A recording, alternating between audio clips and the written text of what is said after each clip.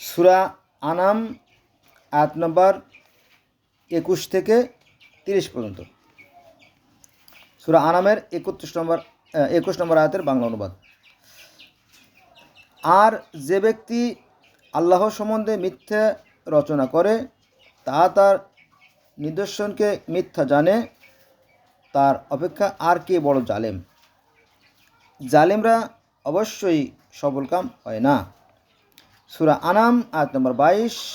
এবং স্মরণ করো যেদিন তাদের সকলকে একত্র করব, অর্থাৎ সে কিয়ামতের দিনের কথা বলা হয়েছে।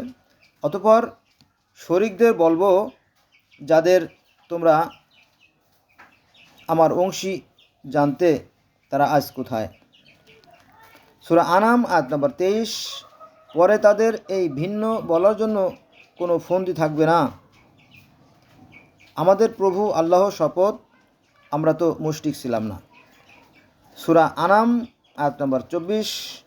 দেখো, তারা নিজেরাই নিজেদের কিরূপ মিথ্যা প্রতিপন্ন করে এবং যে মিথ্যা রচনা করত তা কিভাবে নিষ্ফল হলো।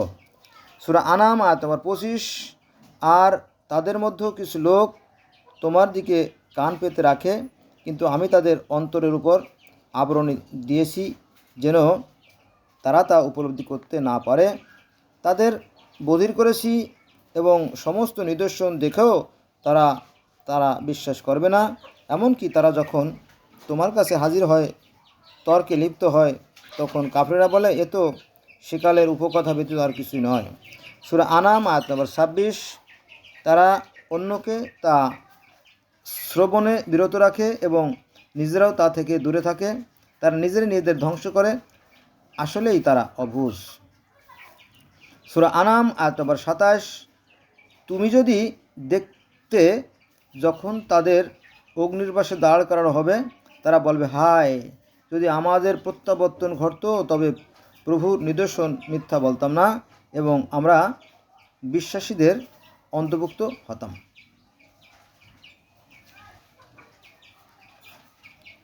সূরা আনাম আয়াত নম্বর 28।